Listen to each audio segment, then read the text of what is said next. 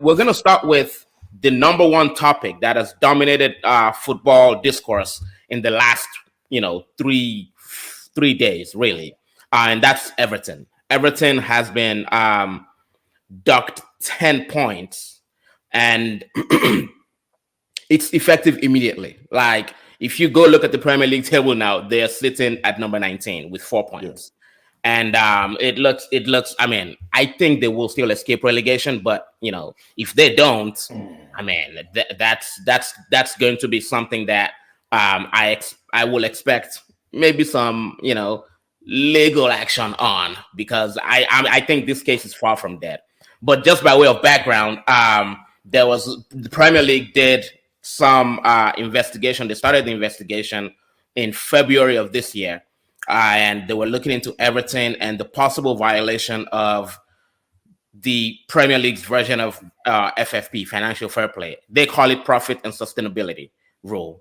And under the Premier League rules, a club is allowed to, over the course of 3 seasons, a club is allowed to lose about £105 million. Everton was determined to have lost, I think, the numbers vary. I heard 124, I heard 300 and something, but Everton was cooperative throughout this investigation process. They did not fight the Premier League, unlike Manchester City. They kind of sort of put their hand up, and they allowed the investigation to run its course. And the independent body within the Premier League decided that for violating the profit and sustainability rules in the 21-22 season, they should be docked 10 points. The Premier League initially recommended a deduction of 12 points, but the panel came back and issued a 10-point deduction. I'm going to start with you, Tata. What do you think about this? And I want you to talk about it in terms of what this could possibly mean for future clubs, aka Chelsea, aka Manchester City, and possibly Manchester United too, because we did have a little bit of FFP issue at some point. I think this would ultimately be a case of mockery. Well, Oga Kwame, I hope you come back. yeah, I'm here. Sorry, I just stepped away real quick.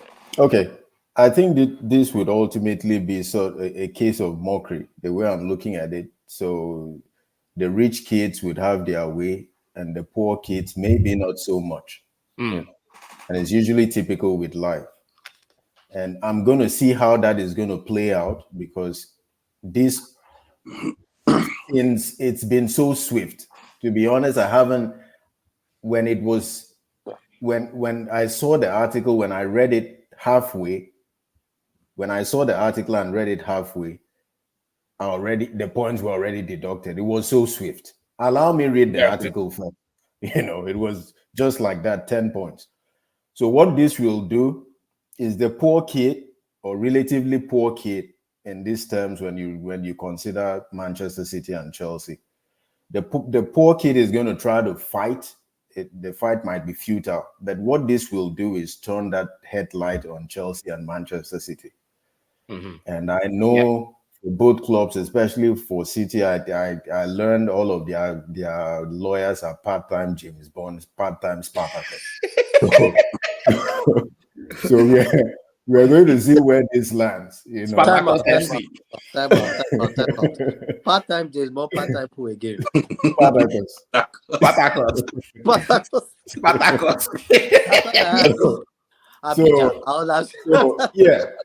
So we are going to see where this lands, and they say that, there is no smoke without traces of fire.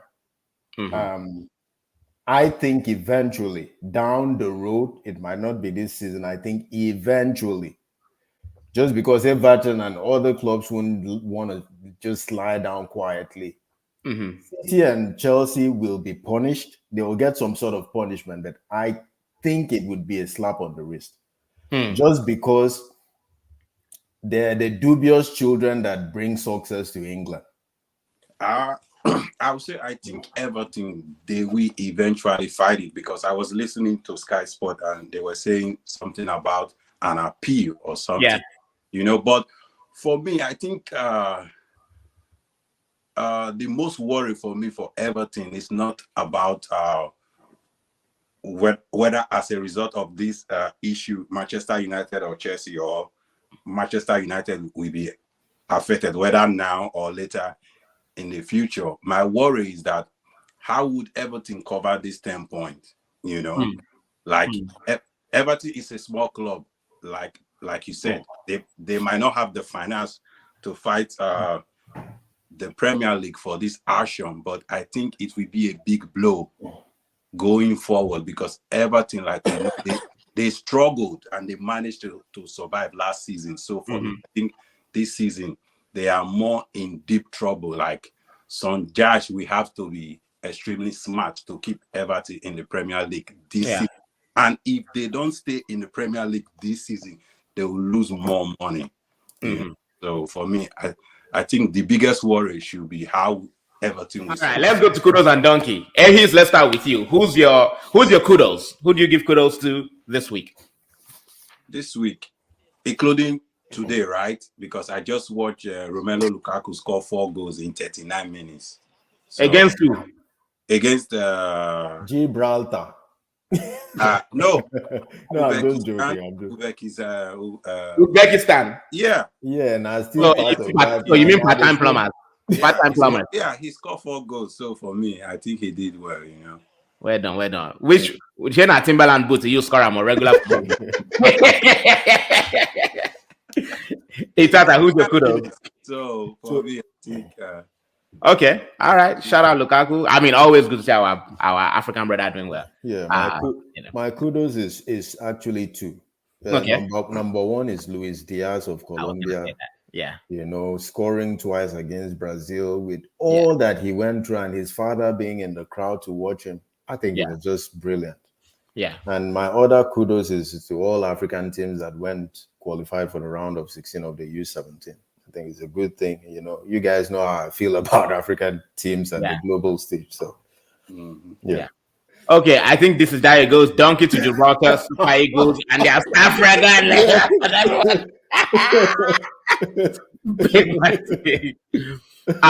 My own kudos. I was going to talk about Luis Diaz as well.